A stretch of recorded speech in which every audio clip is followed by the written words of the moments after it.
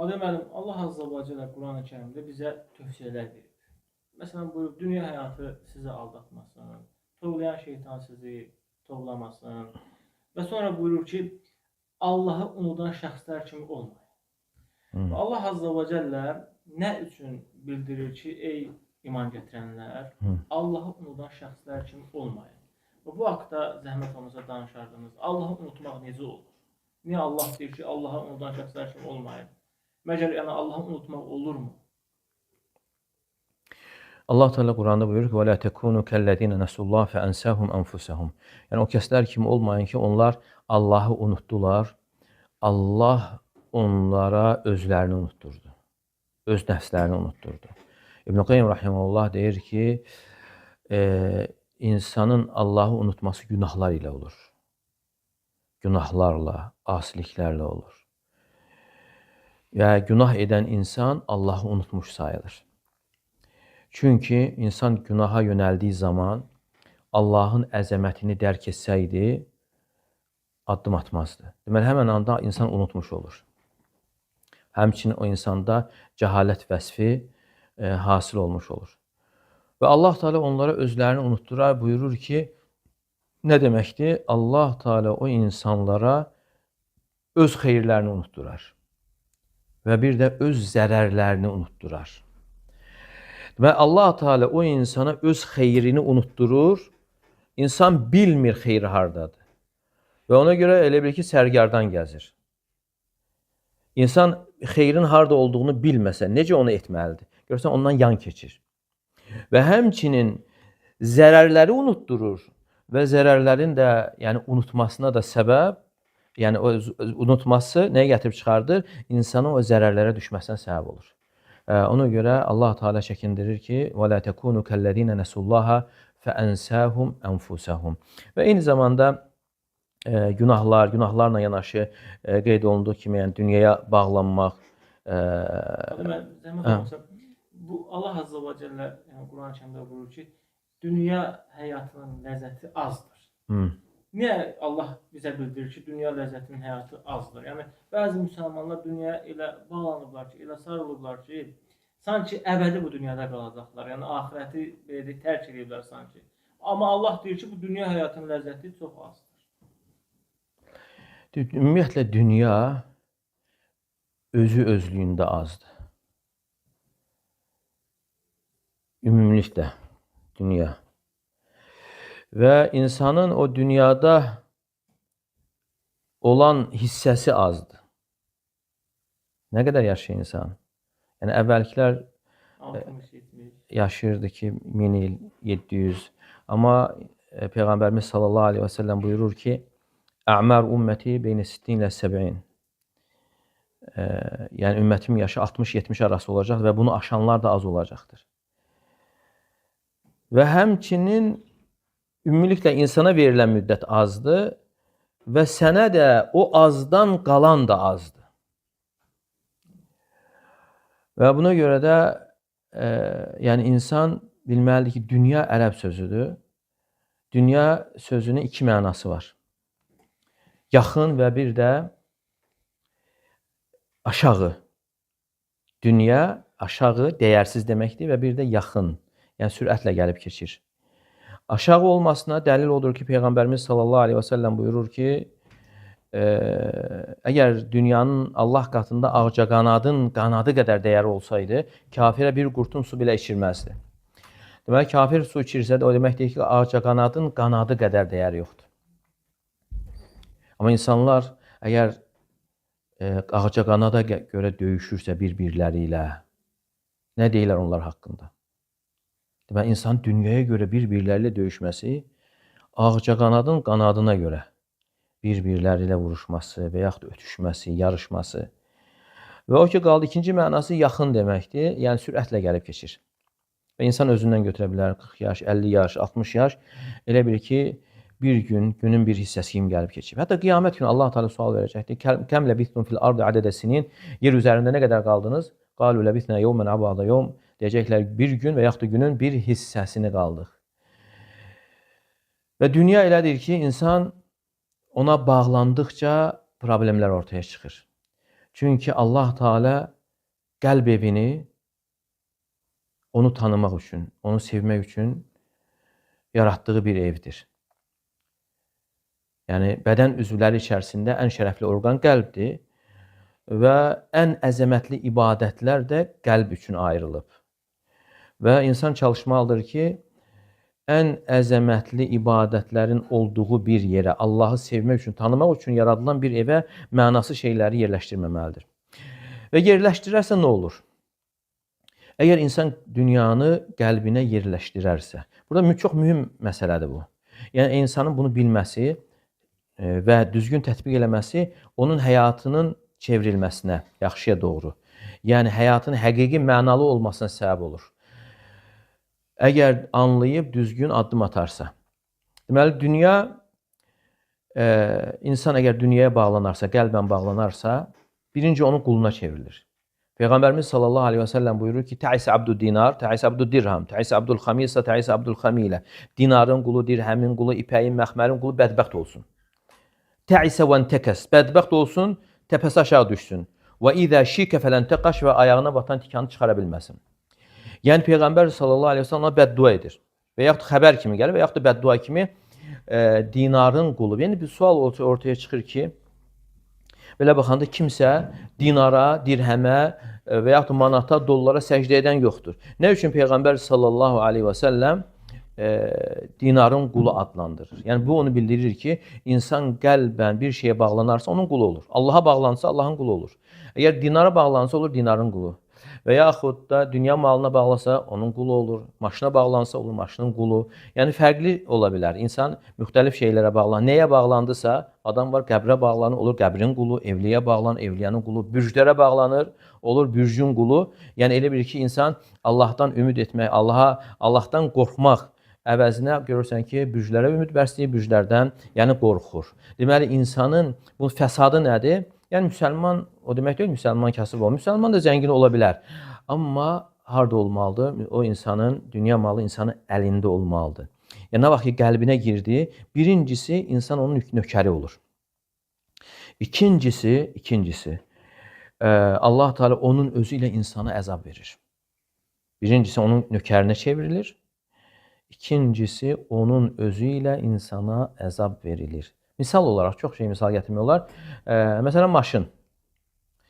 Maşın, ərəb dilində vəsailun nəql gedir, nəqliyyat vasitəsi. Yəni, insan bir yerdən başqa yerə bir aparan bir vasitədir. Amma görürsən ki, insan səhər axşam maşını yuyur. Olur onun nökəri. Və sonra belə olduğuna görə, üzərində əsdiyinə görə ya özü aparıb maşını vurur və yaxud da başqası onu cızır. Və maşın da cızılanda maşın cızılmır, ürəyi cızılır. Haradadır? Qəlbində olduğuna görə. Və bir çox şey, bəzən də var insan evladına çox bağlanır və yaxud nəvəsinə çox bağlanır. Çox bağlandığına görə uşaq çox xəstələnir, yıxılır, qolu qırılır, ayağı qırılır. Yəni elə bil ki, bu onu bildirir ki, yəni insan Allahdan başqasına daha çox bağlanmamalıdır. Yəni sevgi də var. İnsan yoldaşını sevə bilər, evladını da sevə bilər. Təbii sevgilər də var, amma necə ki ayədə gəldi, əhəbbə ileykum. Daha çox sevimli olmamalı. Daha çox sevimli olarsa və daha çox bağlanarsa nə olur? Artıq bu cür fəsadlar ortaya çıxır. Və sonra zəlillik, digər hədislərdə gələn. Deməli, o qəlbə necə daxil olur? Yəni o zəhmət olmasa o qədər danışacağız. O dünya insanın qəlbinə necə daxil olur? Çox adam bilmir. Yəni necə mənim dünya qəlbimə daxil olur? Anlaya bilmir o sözü yəni. Qəlbə daxil olması? Qəlbə. Yəni qəlbə daxil olması o deməkdir insana ona olan hərisliyidir. Ona olan yəni sevgisidir. Yəni necə ki yəni o bizim lord dildə desək, onun üzərində əsməsidir. Yalnız onu fikirləşməsi, onu düşünməsi. Yəni bu artıq ona olan bağlılıq sayılır. Necə ki Peyğəmbər sallallahu əleyhi və səlləm digər hədisdə buyurur ki: İzə təbəyətum bil-'inə və axadtum ədnəbəl-bəqər və raditum biz-zərə və tərəktumul-cihad sallallahu aleykum zullən. Əgər siz iynə alver etsəniz, iynə alveri nədir? İynə alveri faiz alveridir. Faiz alveri faizin növlərindən biridir. Məsələn, gəlir səndən telefonu götürür, nisyə. Deyir ki, 100 manata bir aydan sonra verəcəm. Və sonra götürəndən sonra, danışandan, qiymət danışılandan sonra və telefonu götürdüyü insanın özünə, kimdən götürübsə ona deyir ki, bunu məndən 80 manata götürürsənmi? O deyir, götürürəm. Deməli, telefon sadəcə ortada oynadı, telefon geri qayıtdı. Nəticə nə oldu? Deməli, 80 manat götürdü bundan, 100 manat qaytarır. Demək, yəni bu faizin növlərindən sayılır. Əgər də belə faizlə məşğul olsanız və inəklərin quyruğundan tutsanız və həmçinin əkinlə razı qalsanız. Belə baxanda, yəni insanın maldarlıqla məşğul olması, əkinlə məşğul olması halal bir işdir. Amma nə üçün burada qınaq formasında gəlir? Yəni insan ancaq bilgisi, zikri, fikri səhərdən axşama qədər inəklərdir. Heyvandarlıqdır və yaxud da əkindir. Oradan kənara çıxmır. Yəni elə bil ki, bunlar dünya insanda hədəf olmalı deyil. İnsanda yəni vasitə olmalıdır.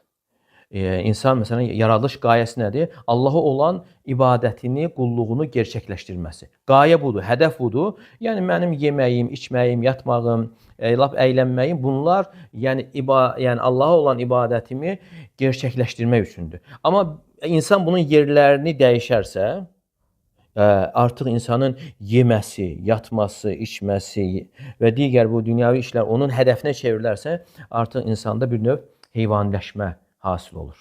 Yəni budur, insanın bu cür yəni bilməsi, necə ki Allah Teala buyurur, "Zəlikə məbləğun minəl ilm." Yəni onların elmdən bildikləri budur. Və Peyğəmbər sallallahu aleyhi və səlləm də buyurur ki, "Və la tec'alud dunya ekber hamminə və la məbləğə ilminə." Yəni dünyanı bizim əsas dərdimiz etmə və əsas elmimiz etmə. Yəni görürsən insan dünyadan buradan çıxır, girir oradan çıxır. Yəni bütün məsələlər, sual verirsən bütün məsələlərdən bilir, amma dininə gələn dini bilmir.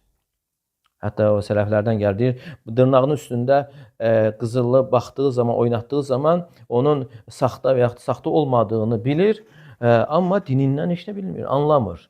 Yəni çünki bunun üçün nədir? Dünya onun əsas dərdinə çevrilib.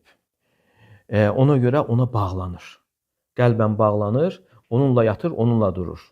Və belə olduğu zaman da o zəlillik yəni müsəlmanlara yəni hasil olur. Necə ki digər hədisdə Peyğəmbər sallallahu əleyhi və səlləm buyurur ki: "Tətədə aleykumul umam kəma tədə'al akalatu ilə qas'ad." Sizin üzərinizə digər ümmətlər töküləcək. Necə ki yeyənlər bir qaba hücum etdiyi kimi, bir qabdan yediyi kimi və soruşurlar ki: "Əmin qillətin nahn?" Yəni biz sayımızın azlığına görə mi olacaq?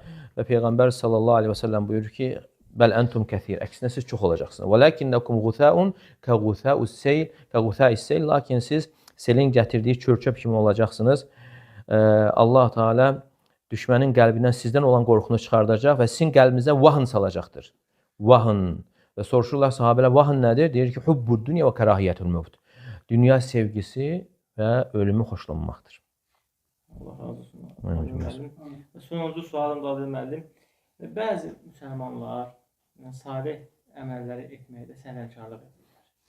Məsələn, salih əməllər var, xeyir əməllər var. Bildiyiniz kimi Allah Azza və Cəllə yarışa dəvət edir bizi. Və istəyərdim ki, o salih əməlləri yarışma haqqında bir tövsiyə edərdi. Sonra o yaxşı əməlləri Allaha yönəldirik, elə deyilmi?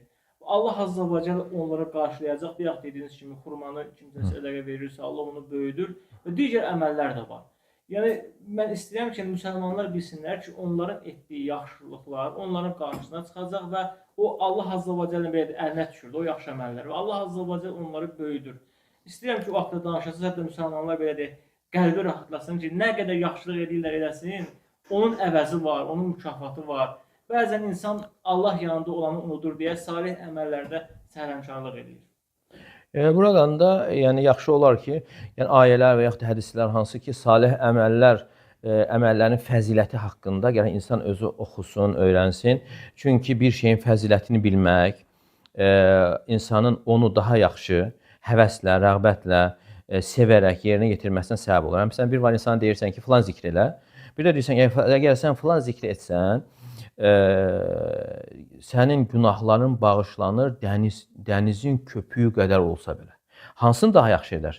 Əlbəttə, hansında fəzilət gəlir, insan onu daha yaxşı. Ona görə xüsusilə bu fəzilətlər gəlib ki, insan onu bilsin və daha yaxşı yerinə yetirir. Və Quranda da Allah Teala neçə ayədə buyurur ki, "Səri'u ilə məğfirətin min rabbikum və cənnət." Rəbbinizin məğfirəti və cənnətə tələsin. Başqa ayədə "Səbiqu ilə məğfirətin min rabbikum və cənnət." Rəbbinizin məğfirəti və cənnətə ötüşün. Və başqa ayədə yenə buyurur ki: "Və fi zalika felyetanafasil mutanafisun." Yəni qoy ötüşənlər, yəni bu işdə ötüşsünlər. Yəni dini məsələlərdə. Ona görə Həsən Basri rahimehullah buyurur ki, yəni kim səninlə dini məsələlərdə ötüşürsə, onu öt. Amma kim ki səninlə dünyavi işlərdə ötüşürsə, ona çevrilib baxma, ona məhəl qoyma. Yəni qoy ötsünlər dünyavi işlərdə. Və əgər biz Qurana baxsaq, yəni dini məsələlərə gələndə Allah Teala buyurur: "Və sabiqu ötüşün, sari'u yarışın, tələsin." Amma dünyavi işlərə gələndə necə ki Mülk surəsində Allah Teala buyurur: "Femşu fi menakibiha." Onun qoynunda yeriyin deyir. Yəni dünyaya gələndə demir qaçın, tələsin. Yəni dünya üçün femşu fi menakibiha. Onun qoynunda yerin, yəni ruzi axtarmaq üçün yerimək, yəni yüngül səbəblərdən tutmaq, yəni kifayət edir. Amma o ki qaldı, insan Rəbbinin cənnətini qazanmaq üçün yəni çalışmalıdır. Səbəb olaraq da sözsüz ki, əvəz olaraq yox. Cənnətə girmək Allah Taala'nın rəhməti sayəsindədir. Səbəb olaraq əməllər inşallah ki səbəbdir və buna görə də Allah Taala imanla yanaşı salih əməllər gətirir. Yəni neçə ayələrdə tək iman gəlmir. İman və salih əməl. İman salih. Deməli, düzgün iman varsa, düzgün imanla yanaşı nə olmalıdır? Salih əməllər olmalıdır. Və Peyğəmbərimiz sallallahu aleyhi və səlləm 3 dəfə buyurur ki, Allah Teala'nın satışa çıxartdığı mal olduqca bahadır. Ələ innə sil'atallahil galiyə. Ələ innə sil'atallahil galiyə. Allah Teala'nın satışa çıxartdığı mal bahadır.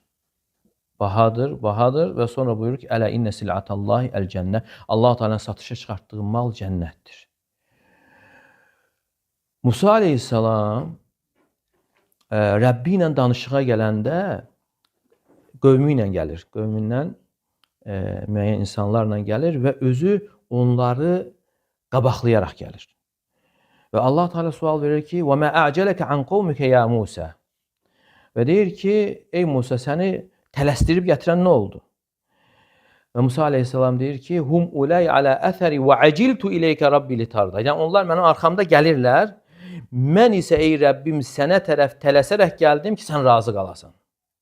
Yəni insan Rəbbinin rizası üçün, razılığını qazanmaq üçün tələsməlidir. Yəni başqa şeylərə ehtiyac yoxdur. Başqa şeyləri görsən ki, Peyğəmbər sallallahu aleyhi və səlləm buyurur ki, "Ət-tuədə, əl-hilmu və-tuədə." Yəni sən həlim olması, təmkinli olması, yəni Allah Teala'nın sevdiyi işlərdəndir.